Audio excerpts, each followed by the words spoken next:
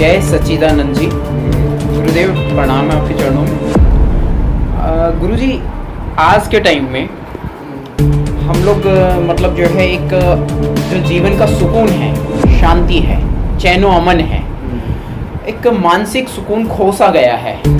और जो आपके शिष्य हैं यहाँ आपके विषय में काफ़ी अच्छी जानकारी दे रहे हैं, तो इस पर आप गुरुजी पहले तो अपना थोड़ा सा परिचय के साथ में हमारे सभी दर्शकों को जानकारी देंगे।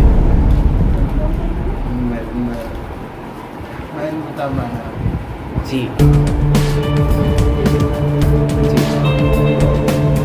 गुरुजी की तबीयत खराब है, गुरुजी हमारे दर्शकों को आशीर्वाद देना नहीं चाहेंगे क्या?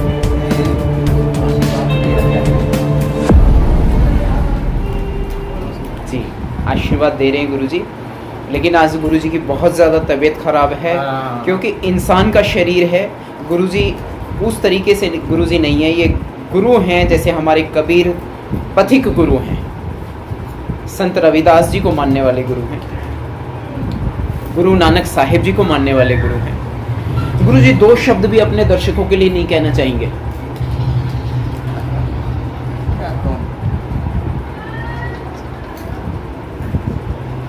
दर्शकों के लिए थोड़ा सा आशीर्वाद स्वरूप ही दो बात आप कह देते।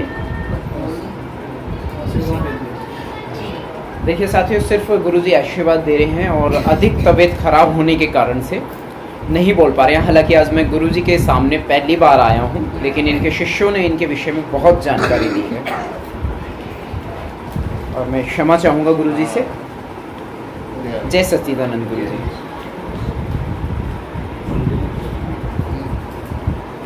और स्थानीय लोगों के साथ में आप देख रहे हैं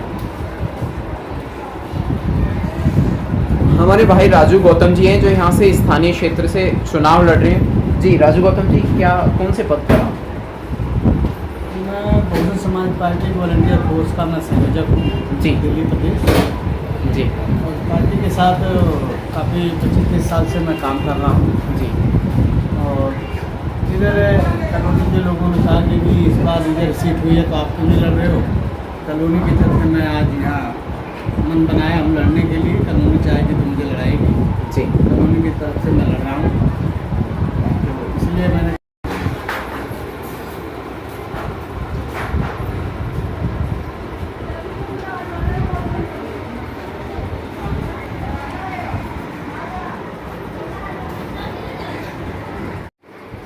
जय भीम, जय भारत, जय संविधान। अभी साथियों आपको बता दें कि राजू गौतम जी निगम पार्षद के चुनाव की तैयारी के लिए गुरुजी से आशीर्वाद ग्रहण करते हुए राजू गौतम जी की जनता में, जनता की सेवा में और गुरुजी में गहरी आस्था। जय सच्चिदानंद जी महाराज। गुरुजी का आशीर्वाद ग्रहण करते हुए राजू गौतम जी ने आगामी चुनाव की तैयारी के लिए आशीर्वाद लिया है। राजू गौतम जी स्थानीय निवासियों के साथ में चुनाव लड़ने जा रहे हैं आप बहुजन समाज पार्टी से जी। कौन से पद से? नगर निगम के चुनाव है जी। तो लड़ रहा हूँ। दो शब्द गुरुजी के बारे में बताएंगे आप? आप तो बाबा साहेब को मानते हो, फिर क्या आप चमत्कार में यकीन करते हो? हाँ, मैं ये इसलिए कर रहा हूँ चमत्कार की, गुरु जी की महिमा है, गुरु जी का चमत्कार है। आज जो मैं इलेक्शन लड़ने जा रहा हूँ तो गुरु जी की महिमा है, इसलिए मैं इलेक्शन लड़ रहा हूँ। और गुरु जी के जी राजू गौतम जी, गुरुजी में गहरी आस्था है यहाँ सभी लोगों की। जी जी, गुरु जी पे आस्था ज़्यादा लोगों की है जी। आपने गुरुजी के चरण छू के आशीर्वाद ग्रहण किया है, आपको पक्का विश्वास है कि आप जिस कार्य क्षेत्र में उतरेंगे जीत होगी? जी, गुरु जी के आशीर्वाद, गुरु जी की चमत्कार है, महिमा है, गुरु जी को अपना मान रहे हैं सच्चे दिल से, तो चमत्कार जरूर होगा। और विश्वास भी है, मेरे भाइयों ने बताया कि भाई गुरु जी का आशीर्वाद लेंगे तो बहुत आगे तक जाएंगे। मैंने कोशिश किया कि गुरु जी के स्थान पर जाएंगे, वहाँ मिलने के लिए। भाग्य हमारा चमत्कार है कि गुरु जी स्वयं हमारे घर के पास आए, तो मैं गुरु जी का आशीर्वाद लिया। तो श्योर मैं इस बार नगर निगम का जो चुनाव है गुरु जी के आशीर्वाद से मैं जीतूँगा ज़रूर, और गुरु जी का चमत्कार होगा और उन्होंने जिताना है जी, इसलिए मैं लड़ रहा हूँ। मैं नगर निगम का चुनाव है जो रिजर्व सीट हुई है, इसलिए मैं यहाँ से पर्चा भरे। कॉलोनी के लोगों ने कहा कि भाई रिजर्व हो गई तो आप लोग क्यों नहीं लड़ रहे हैं, तो हमने यहाँ मन बनाया जी, तो हमें इसमें टिकट जो है कि आम आदमी से और जो है कि बीजेपी से तो मिलेगा नहीं। मैं बहुजन समाज पार्टी के 30 साल से मैं कार्य करता जी। हूँ और बहुजन समाज पार्टी का प्रदेश संयोजक भी हूँ, तो इसलिए बहुजन समाज पार्टी के सिंबल से मैं लड़ूंगा यहाँ और उसी से मैं गुरु जी का आशीर्वाद ले रहा हूँ। जी, एक बात मैं कहना चाहूँगा बीच में, क्या हम इस बात का मलाल रखते हैं कहीं ना कहीं कि बीजेपी या कांग्रेस से या आम आदमी पार्टी से हमें टिकट मिलता? हाँ, हम लाल रखते हैं कि हमारे समाज के लोगों को जो है कि ये टिकट नहीं देना चाहते, हम लोगों से काम कराते हैं लेकिन हम लोगों को अपना नहीं मानते हैं। लेकिन बहुजन समाज पार्टी भी तो हमारी इतनी अच्छी पार्टी है, बहुजन समाज पार्टी उसकी एक अपनी गरिमा है, अपनी एक विशेष पहचान है। हाँ, बहुजन समाज पार्टी की गरिमा है। बहुजन उसके आगे तो ये सब फीके नज़र आते हैं जो आम आदमी पार्टी है और ये सब बीजेपी पार्टी है या कांग्रेस है। जिस तरह से हमारे गुरुजी आए हैं, गुरुजी हमारे समाज के हैं, गुरुजी के पास हम लोग आए हैं, काफ़ी लोग जो है कि आना चाहिए, काफ़ी भीड़ें होना चाहिए। जब इसी जगह कोई ब्राह्मण और पंडित आते हैं तो लोगों को लाइन लग जाती है, क्योंकि लोगों के आस्था दूसरे विचार के लोग हैं, इसलिए बहुजन समाज पार्टी के साथ भी लोग नहीं जुड़ते। बहुजन समाज पार्टी के सारे वोटर हैं और 50% हमारा समाज है, जिससे बहुजन समाज पार्टी आगे बढ़ना चाहिए। आज समाज के लोग समझ नहीं रहे, इसलिए पीछे। जैसे हमारे गुरुजी आए हैं, गुरुजी को जो हम लोग मानेंगे, सभी समाज के लोग मानेंगे, हम 50% हमारे लोग सब दूर हो जाएंगे, लेकिन हम उसमें विश्वास नहीं रखते। इसी तरह लोग बहुजन पर विश्वास नहीं रखते, इसलिए बहुजन पे जो है लोग नहीं करते फोकस। बीजेपी कांग्रेस को अपना मानते हैं, 15% के लोग मानते हैं, 85% में लोग अच्छे अच्छे संत महापुरुष हुए उसका पूजा ही नहीं करते लोग। इसलिए हमने आज रवि नगर के अंदर हमारे गुरुजी आए हैं, गुरुजी की चमत्कार होगा तो यहाँ अपना समाज सभी लोग जुड़ेंगे, हर धर्म हर मजहब के लोग भी जुड़ रहे हैं। जी बिल्कुल। जहाँ पे हमें दिख रहा है कि गुरुजी के चमत्कार से हमें कुछ फायदा हो रहा है, तो हम गुरुजी के साथ लगे हैं। साथियों, आप रूबरू हो रहे हैं, जानकारी अर्जित कर रहे हैं हमारे बहुजन समाज पार्टी से हमारे खास कार्यकर्ता, जैसा कि उन्होंने बताया है कि 30 साल से कार्यरत हैं बहुजन समाज पार्टी के इसी क्षेत्र से। ये क्षेत्र का थोड़ा सा एक बार परिचय देंगे, ब्यौरा देंगे, कौन सा इलाका लगता है ये हमारा ख्याला 8S है जी, वार्ड एस है, वार्ड और ये एस। वार्ड जो है कि रिजर्व हो गया है, इसलिए यहाँ पे काफ़ी हमारे कॉलोनी के लोगों ने, कॉलोनी में मैंने काम किया है और लोगों के बीच में रहा हूँ, इसलिए लोग कॉलोनी के लोगों ने कहा कि भैया आप इलेक्शन लड़िए, रिजर्व हो गई है, आपको मौका है, तो इसलिए कॉलोनी के लोगों ने लड़ा रहे। उधर गुरु जी का भी चमत्कार हुआ, गुरु जी भी आ गए हैं, तो शायद मैं यहाँ से सेवली में लड़ूंगा। और इधर बाबा साहब की जयंती भी 14 अप्रैल को मैं मना रहा हूँ। इसमें 14 अप्रैल को जो जयंती मना रहा हूँ, बड़ी खुशी की बात है कि हमारे समाज के 2 बच्चे भी जीत के आए हैं बॉक्सिंग, जो एशिया वर्ल्ड चैंपियन जीत के आए, उनसे भी मुलाकात किया। उन्हें भी 14 तारीख को मैंने बुलाया है।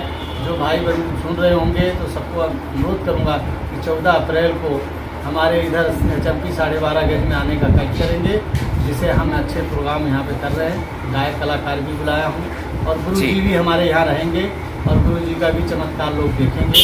और इसी के साथ मैं पूरे कॉलोनी के सभी क्षेत्रवासियों को हार्दिक अभिनंदन भी करता हूँ। मौका मिलेगा तो हम भी लड़ेंगे यहाँ से और लड़ने के लिए तैयार हैं कि हम यहाँ पे जो है कि अपने समाज का सेवा करें, अपने कॉलोनी का सेवा करें, क्योंकि इस कॉलोनी का जो हालत है बहुत ख़राब है। जो यहाँ पे नाले हैं, ये सब चीज़ें, सीवर है, ये ख़राब चल रहा। कोई यहाँ के जो विधायक है वो नहीं आते हैं, नगर निगम के जीते हुए लोग नहीं आते हैं। और इसी के बगल में, हमारे कॉलोनी के बगल में कूड़ादान भी बना दिए हैं लोगों ने। कूड़ेदान से इतने मच्छर पैदा हो रहे हैं कि यहाँ के लोग बड़े परेशान हैं। इसलिए मैं कॉलोनी के लोगों के बीच में मैं लड़ने की तैयारी किया कि कॉलोनी की तरफ से मैं लड़ रहा हूँ और कॉलोनी के लोगों का ही सहयोग से मैं अगर जीता तो पहले कूड़ादान हटाने का काम करूँगा और ये आगे तक मैं भेजूँगा और अपने लीडर पे भेजूँगा और सभी को मैं बताने का भी काम करूँगा। तमाम मीडिया को बुलाऊँगा कि ये कूड़े से हमारे लोगों को, बच्चों को नुकसान हो रहा है और इसे ना विधायक देख रहे हैं, ना कोई कानूनी देख रहा है, ना कोई एमसीडी देख रहा है और यहाँ पे गंद फैलाए जा रहे हैं। यदि आप जीतेंगे तो ये पावर तो आपके हाथ में आ ही जाएगी, कुछ ना कुछ तो आप इन कार्यों को करेंगे। अगर पावर आ गई हमारे पास तो पहले तो यहाँ पे जो है कॉलोनी में एक कॉलोनी का नाम पहले पार्षद रख दिया जाएगा कि पार्षद की कॉलोनी है। इससे बनने से पहले ही ये जो है कूड़ा हट भी जाएगा। इसलिए मैं यहाँ मन बनाया हूँ, कॉलोनी के लोग अगर साथ देंगे तो शायद ये कूड़ा भी हटेगा। अगर साथ भी नहीं देंगे तब भी हमें कूड़े को हटाने का काम करूँगा, क्योंकि मैं यहाँ का निवासी हूँ। जी बिल्कुल, बहुत बढ़िया। लोगों के बीच में मैं ये लड़ाई लड़ूंगा। जी, तो निगम पार्षद पद की तैयारी कर रहे हैं। जी। मैं ये जानना चाहूँगा, क्या इस समय लोग, जो लोग काबिज हैं सत्ता में, जो वर्तमान में निगम पार्षद है, क्या उनको ये बुरी स्थिति दिखाई नहीं देती? अगर दिखाई देती तो फिर क्या ये हालात आप बयां कर पाते? ये कूड़ा वाली बात जो बताइए कि कूड़ा से लोगों को परेशानी हो रही है, कूड़ा घर से। जी, अगर ये लोग अच्छे काम करते तो मुझे लड़ने की ज़रूरत नहीं थी, लेकिन ये लोग आज से नहीं, एक ही घर के लोग जो है कि 20-25 साल से लोग कर रहे हैं। ये पहला मौका है 30 साल के बाद की जो रिजर्व सीट हुई है, ये हमें इस कॉलोनी के लिए मौका आया है, इसलिए मैंने बीच में खड़ा हूँ। जी, अगर ये लोग अच्छा काम करते तो मुझे लड़ने की ज़रूरत नहीं है, ना मैं लड़ता। जी, लेकिन अब मैं कॉलोनी के लिए मैं ये इलेक्शन लड़ूँगा और कॉलोनी के लिए काम करूँगा, क्योंकि इस तरफ जो है कोई विधायक MP कोई नहीं आता है और इस कॉलोनी को देखते नहीं, इसलिए मैंने मन बनाया। इसका क्या मूल कारण है कि यहाँ दृष्टि नहीं पड़ती हमारे विधायक की? इधर इसलिए कि यहाँ पे हम लोग जो है कि SC/ST के लोग हैं, OBC हैं और हम गरीब लोग हैं, गरीब लोग हैं तो इसलिए यहाँ की सुनवाई कुछ नहीं है। यहाँ जैसे इन लोगों को नज़रों में लगता है कीड़े मकोड़े हैं, इसलिए हम लोगों की सुनवाई नहीं होती है। ना पुलिस वाले सुनते हैं, ना MCD के लोग सुनते हैं, ना कोई सरकारी महकमे का कोई सुविधा मिलती है। आज भी नाली है, ये सब भरे हुए हैं, सीवर खराब है और यहाँ शौचालय भी पास में बना, वो भी गंदा पड़ा हुआ है, उसकी भी सफाई नहीं होती। जी, साथियों मैं आपको बाहर का थोड़ा सा नज़ारा दिखाना चाहूँगा, क्योंकि दरअसल मैं इस वक्त धूप में नहीं आया हूँ, सूरज की रोशनी में नहीं आया हूँ, मैं शाम के वक्त मुझे जानकारी मिली है यहाँ की। तो यहाँ क्या है कि अंधेरा हो रहा है, वरना मैं यहाँ कॉलोनी के हालात आपको स्क्रीन पर दिखाता, या दोबारा मैं हालात को यहाँ पे दिखाऊंगा कि यहाँ के JJ कॉलोनी के, दिल्ली के रघुवीर नगर का क्षेत्र है, खयाला का क्षेत्र है, क्या हाल है यहाँ पे? कूड़ा घर, नालियाँ, ये सब ऐसी बना हुआ है। अभी पास में बारात घर है, हमारे गरीबों के लिए बना हुआ है। हमारे पार्टी का नारा था कि जो ज़मीन सरकारी वो ज़मीन हमारी है। आज वो ज़मीन के भी हमारे बने हुए हैं, तो हमारे बच्चों की शादी विवाह के लिए कहा जाता है कि वहाँ जाइए, वहाँ पर्ची बनवाइए, ये तमाम चीज़ें कह के हमें परेशान करते हैं, जो मतलब कॉलोनी के लिए सुविधा दी गई है। मतलब कहने का मतलब है जो आपकी सुविधाएं हैं उन पर कहीं ना कहीं रोक लगा रखी है, और जो स्थानीय जनता है वो सिर्फ इधर से उधर, उधर से इधर चक्कर काटते रहे अपने एक जरा से काम के लिए, जबकि सुगम प्रक्रिया होनी चाहिए, आसान प्रक्रिया होनी चाहिए, जो जिस व्यक्ति की आवश्यकता है उसको पूरा किया जाना चाहिए, लेकिन ऐसा कुछ है नहीं है। आपको क्या लगता है इसके पीछे क्या कारण है कि यहाँ तो ना तो विधायकों की दृष्टि पड़ती है, हालात कॉलोनी के बहुत बुरे हैं और कोई भी काम सुगमता से, आसानी से नहीं होता? देखिए जी, यहाँ पे जो विधायक हैं वो इधर आते बहुत है, जब इलेक्शन आता है तब दिखाते हैं यहाँ पे, और इससे बीच में आने का यहाँ नहीं करते हैं कि यहाँ दौड़ा करे, कुछ काम करे, नहीं करते हैं। इसलिए यहाँ की कॉलोनी के लोग भी परेशान हैं और यहाँ पे कोई काम नहीं हो रहा है, नाले साले सब भरे हुए हैं। और दूसरी बात है कि 12 गज के हम मकानों में रहते हैं, हमें दिक्कत भी होती है, लेकिन फिर भी हम लोग यहाँ टैक्स कर रहे हैं। तो इसलिए यहाँ के लोगों का भी मन बना कि हमारा कोई यहाँ का कैंडिडेट होना चाहिए, तो उसमें पहला 30 साल के बाद पहला कैंडिडेट मैं हूँगा जो यहाँ से लड़ने के लिए तैयारी कर जी। इसका मतलब स्थानीय लोग आपको काफ़ी सपोर्ट करेंगे, जीतने की उम्मीद की जा सकती है। सुना है कि चुनाव कैंसिल हो रहे हैं, दिल्ली MCD जो चुनाव होने वाले हैं, निगम पार्षद पद के जो चुनाव होने वाले हैं, BJP सरकार, आम आदमी पार्टी सरकार, ये मिलके कैंसिल कर रही हैं, कोई ना कोई राजनीति खेली जा रही है। ये शुरू से छलिए लोग हैं, ये हमें गुमराह करते हैं जी। ये हमें गुमराह कर रहे हैं, हमारे जो है लोगों को गुमराह करके हमारे वोट ले जाते हैं। और ये लोग जो इलेक्शन का कर रहे हैं, ये हमारे बीच में हम लोगों को गुमराह करके कि इसलिए कि ताकि इनको पता ना चले, इसके बीच में हम इलेक्शन करा देंगे, हमारे लोग जीत जाएंगे। नहीं पहले पता क्या हो जाएगा तो ये लोग जीत जाएंगे, इनका माहौल बन रहा है, इनको प्रचार हो रहा है, इसीलिए ये ऐसे मौके पर करेंगे कि जब 2-4-10 दिन रह जाएगा, महीना सडनली, मतलब एक गोरिल्ला स्टाइल हो जाएगा कि अचानक धोखे से चुनाव कर दिया और कोई तैयारी भी नहीं हुई, कोई प्रचार प्रसार भी नहीं हो पाएगा, लोगों से कोई मेल मुलाकात नहीं हो पाएगा, ऐसा कुछ जी बयां कर रहे हैं आप? जी ऐसे ही है दोनों का। बीच में जब हमारे केजरीवाल जी आए तो उन्होंने जो है कि बीच में हमारे काफ़ी लोगों को प्रदूषण पहला करके हमारे लोगों को काफ़ी नुकसान पहुंचाई। प्रदूषण पे तो रोक लगा रखी थी उन्होंने।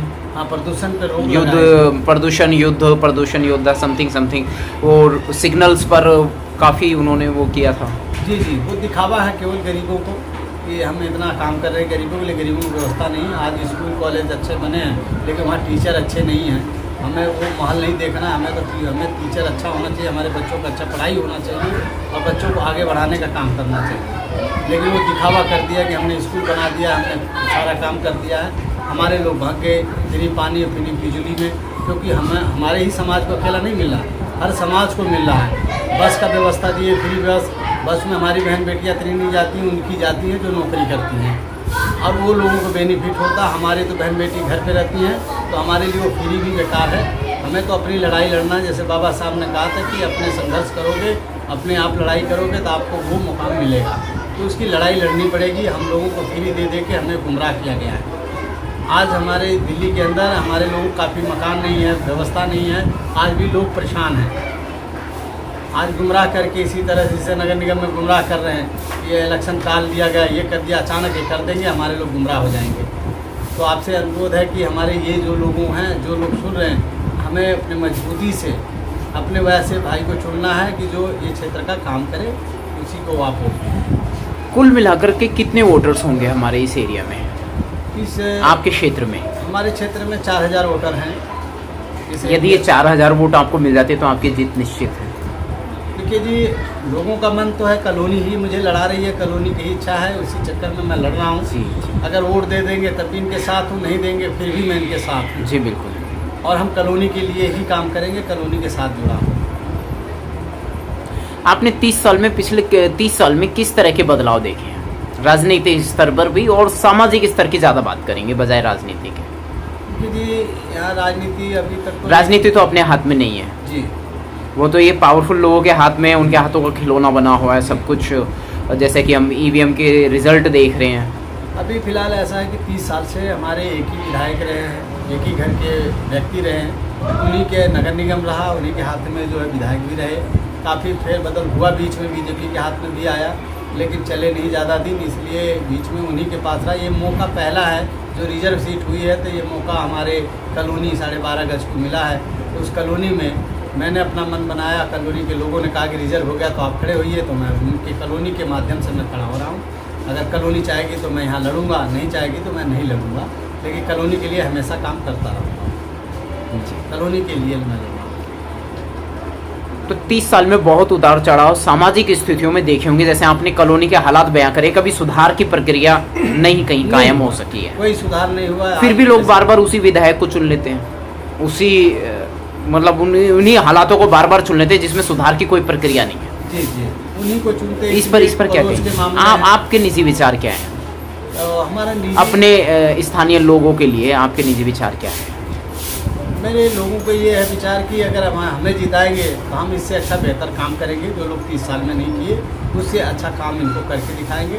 क्योंकि हम नहीं जीत रहे हैं, ये कॉलोनी के लोग ही पार्षद होंगे, हम तो केवल खड़े रहेंगे और इन्हीं के लोगों के इशारे पर मैं काम करूँगा, सारा काम करके दिखाएंगे। क्योंकि ये लोग बड़े पूंजीपति हैं, ये लोग अपने जेब भरते हैं, अपने काम करते हैं, हम तो कॉलोनी के लिए। वहाँ जाने में समय लगता है लोगों को, यहाँ समय नहीं लगेगा। वहाँ जनता से नहीं मिलते, यहाँ जनता के सामने बीच खड़े रहेंगे राजू गौतम जी बिल्कुल, ये अंतर है। हम आते हैं और लोगों से बहुत प्यार और लोग बहुत हमसे प्यार भी करते हैं और किसी के हर वक्त तैयार रहते हैं। आपकी बहुजन समाज पार्टी के विषय में क्या राय है? बहुजन समाज पार्टी के बारे में तो मेरी राय यही है कि ये दलितों की, अल्पसंख्यकों की, सबकी हिमायती है। ये हम सबकी पार्टी है जी हाँ। और देश की सबसे बड़ी लोकतांत्रिक पार्टी है। और ईवीएम पे क्या कहना चाहोगे आप, एक लोकल पर्सन होने के हिसाब से? में कुछ शंका तो है ही है बारह जी, जिस तरीके से ये हो रहा है, अब इसके बारे में भी आप देखें कि किस तरीके से ये काम कर रहे हैं। ये तो चुनाव आयोग देखना चाहिए। जी बिल्कुल, चुनाव आयोग को देखना चाहिए। चुनाव आयोग तो देख नहीं रहा, वो तो ईवीएम को लगा के बैठा हुआ है। चुनाव आयोग की तो जैसे कोई जिम्मेदारी नहीं है देश के प्रति, यहाँ की लोकल जनता के प्रति, क्योंकि आप हम जो जानते हैं, लोकल जनता जो जानती है यहाँ के बारे में, वो चुनाव आयोग थोड़ी जानता है। यदि जानता तो हालात में बदलाव लाता। देखिए, ये तो बस अब सबके सामने हो गई है, बात साफ हो गई है जो छोटी मोटी पार्टियां हैं वो सब एक दूसरे से जो है ख़त्म होती चली जा रही हैं। बस सिर्फ एक तरफ क्या इधर वोट पड़ता है या उधर वोट पड़ता है, ये समझ में बात नहीं आ रही कि हो क्या रहा है। हम वोट देने जाते हैं किसी को और नहीं कैसे पूरा हमारा वो रहा है। आपकी मनचाही सरकार, जी आपकी मनचाही सरकार, हमारी मनचाही सरकार तो यही है जी। अब बहन जी आ जाए तो इससे बढ़िया बात है ना। जो हमने यूपी में देखा, यूपी से हम यूपी के रहने वाले हैं जी बिल्कुल, उनका शासन देखा हमने, उससे बढ़िया आज तक हमें कोई शासन नहीं लगा। साथियों हमारे साथ में एक बुजुर्ग साथी हैं जिन्होंने अभी अपने आप ये कहा है, अपने आप ये हकीकत बयां करी है कि उन्होंने बहन जी का शासनकाल देखा है। बहन जी के शासनकाल की कोई बराबरी कर सकते हैं? नहीं, अभी नहीं। आपकी नज़रों में बहन जी के शासनकाल से ज़्यादा अच्छा शासन किसी का भी नहीं। जो हमारे सन वीर बहादुर जी ने जो हमारे पट्टे काटे थे वो बहन जी के ज़माने में मिले। जी, सन 70 से लेकर जो पट्टे कटे हुए थे वो हमारी बहन जी ने काम किए और किसी ने नहीं किया। तो बहन जी ही मतलब अगर भारत में सत्ता में काबिज होती है बहुजन समाज पार्टी, तो यहाँ की जनता का भला हो सकेगा, उद्धार हो सकेगा। जी बहुजन समाज पार्टी संविधान पर चलती है, बीजेपी जो है संघ की चलती है, संघ की विचारधारा है। जी,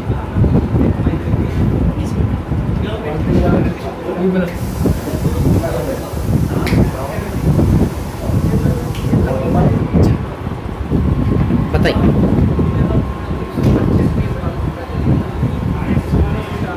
बहुजन समाज पार्टी जो है एक विचारधारा है।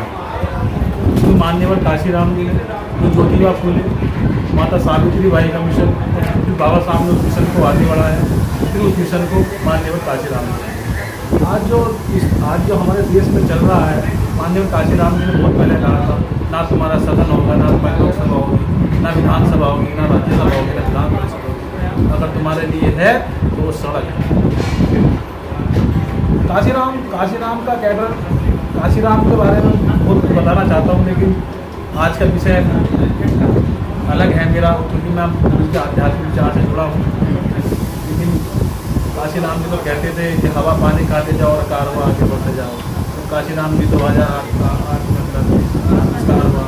काशीराम लोगों ने कहा काशीराम जी सोती को जगाई।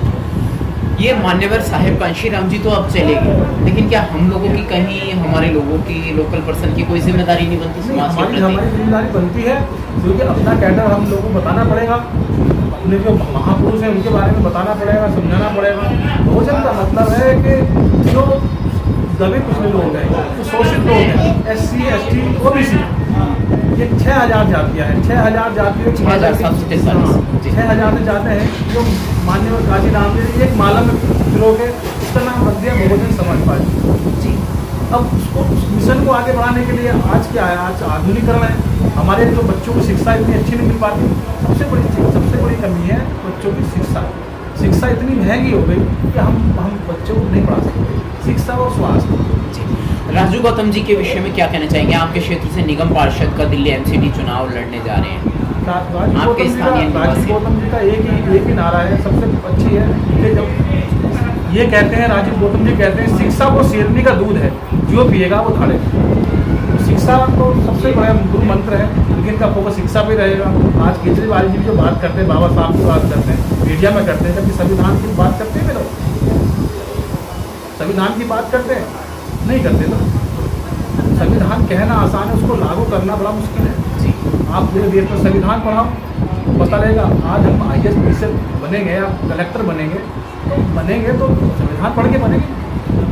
हमारे साथ में बुजुर्ग हस्ती हैं, इन्होंने बताया कि बहन जी के शासनकाल में जो टाइम इन्होंने देखा है वो इन्होंने दोबारा कहा। बहन जी का कार्यकाल ऐसा रहा है, बहन जी के कार्यकाल में कम से कम यूपी के अंदर 2576 यूनिवर्सिटियाँ खुली और महाविद्यालय अलग खुले, यूनिवर्सिटियाँ अलग खुली, और SC ST OBC सबके 0 बैलेंस में एडमिशन होते थे, और शिक्षा इतनी अच्छी थी।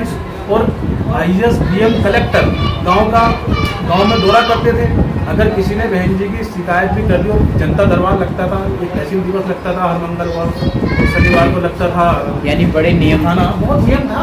ऐसा नहीं, आपने देखा होगा जब अयोध्या वाला हुआ था, इलाहाबाद हाई कोर्ट का फैसला आया था, कई राज्य कांग्रेस की सरकार कई राज्यों में चल रही थी, उन्होंने फिर अपना राज्य बंद कर दिया। लेकिन बहन जी ने प्रशासन को ये कहा कि मैं अगर मेरे शासनकाल में किसी भी व्यक्ति को, चाहे वो किसी भी कास्ट का क्यों ना हो, कास्ट वाली बात नहीं, किसी व्यक्ति ने अगर कोई चीज़ कहीं शरारती व्यक्ति दिखा तो मैं आम जनता को परेशान, मैं सीधा डीएम और कलेक्टर को सस्पेंड करूँगा। शासन इतना अच्छा रहा, कोई भी ना कोई झगड़े हो गए, ना लड़ाई हो गई। लेकिन जो और लोग हैं, वो विचारधारा है, उनकी विचारधारा ये चलती है, क्योंकि विचारधारा जो हिंदू मुस्लिम का लेके आते हैं, सारे को हिंदू बना देते हैं। बस जब चुनाव हो जाता है फिर वो कहते हैं अलग हो जाते हैं। तो उनकी दुकानें चल रही हैं। इसलिए अब हमारे जो राजू जो भाई है, उनकी विचारधारा बहुत अच्छी है। ये सब लोगों के साथ, चाहे गरीब हो, किसी भी समाज से हो, लेकिन ये जीने में मर्द में किसी बेटी की शादी होती है, उसमें जब अपना योगदान देते हैं, सब लोग योगदान करते हैं। कोई मर जाता है तो वहाँ भी उनके यहाँ जाते हैं। तो ये समाज एक सुधारक है। समाज सुधार का काम अलग होता है। और जो राजनीति अपने कल्याण के लिए करते हैं, तो 30 साल तो अपना कल्याण ही कर रहे हैं, ना कि समाज सुधार का कोई काम।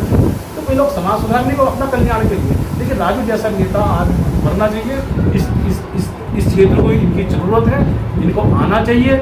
और मैं यकीन करता हूँ अपने गुरु महाराज से, उस सच्चिदानंद महाराज से, कि वो जीत जाएँ और अब इस कार्य को आगे बढ़ाएं। जी, जब बुजुर्ग हस्ती यहाँ पर मौजूद हैं और ये कह रहे हैं कि राजू गौतम उनके हिसाब से एक बहुत ही अच्छे नेता साबित हो सकते हैं समाज के लिए, जनता के लिए, आपके भी बयान ये हैं, आप उनके बराबर के साथी हैं, युवा हैं, तो आपने भी ये कहा है, तो इसका मतलब ये बात तय है कि राजू गौतम यहाँ से जीत सकते हैं और अपनी जगह समाज के बीच में बना सकते हैं।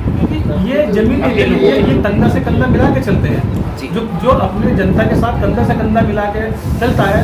नेता कहाँ से पैदा होता है? नेता समाज से पैदा होता है। जो समाज की बात सुनेगा, समाज के पास जाएगा। आप 30 साल के पास किसी के पास जाओगे, पहले तुम नहीं खड़खड़ाओगे। अगर किसी राजा के पास जाओगे, सबसे पहले उसका सबका सलाहकार आएगा, क्या बताओ साफ हो रहे हैं। जो आदमी हमारे सामने बैठा है, 24 घंटे किसी से चले जाते हैं, वो हमारे आगे सब आते हैं और तुम हमारा काम होता है। हमारे पास क्या है? हमारे पास एकता है। 4 लोग हमारे साथ हैं, हम कोई लीडर चुनेंगे। यानी कि एक लीडर जो आपके बीच में ही रहा, पला बढ़ा और आपके दर्द दुख तकलीफ को समझता है। हाँ, क्योंकि जमीनी जो लीडर होता है ना, वो सब बात जानता है। जिसने गरीब देखी है वो गरीब को जानता है।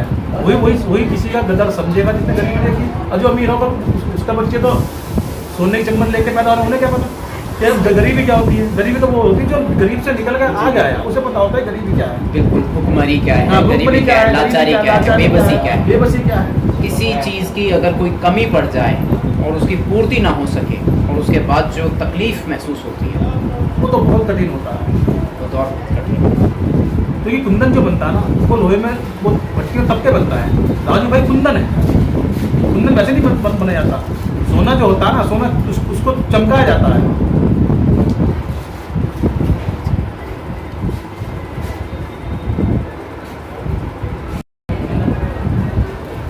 राजू गौतम जी एक विचारधारा है। जैसे विचारधारा इस एरिया में अगर कोई व्यक्ति उनके पास चला जाए, अगर ये भी कह दे कि भाई साहब मेरे पास 500 रुपये ज़रूरत है, तो 500 रुपये तुरंत देखते हैं। तो ये नहीं देखते कि कहाँ जा रहे हैं। अरे भाई मेरा काम हो जाए तो ठीक है। क्योंकि ये विचारधारा के कुछ आध्यात्मिक भी हैं और कुछ सामाजिक भी हैं। जिसके अंदर आध्यात्मिक विचार रहेगा वो समाज सुधारक होगा। जिसके अंदर सामाजिकता नहीं होने की आध्यात्मिक विचार कभी नहीं बन सकते ना। आध्यात्मिक विचार तो ऑलरेडी हैं, ऑलरेडी है। क्योंकि गुरुजी हम मौजूद हैं, गुरुजी की उपस्थिति में वो सारे बयान दे रहे हैं। बहुत बहुत शुक्रिया, बहुत बहुत धन्यवाद। ठीक है।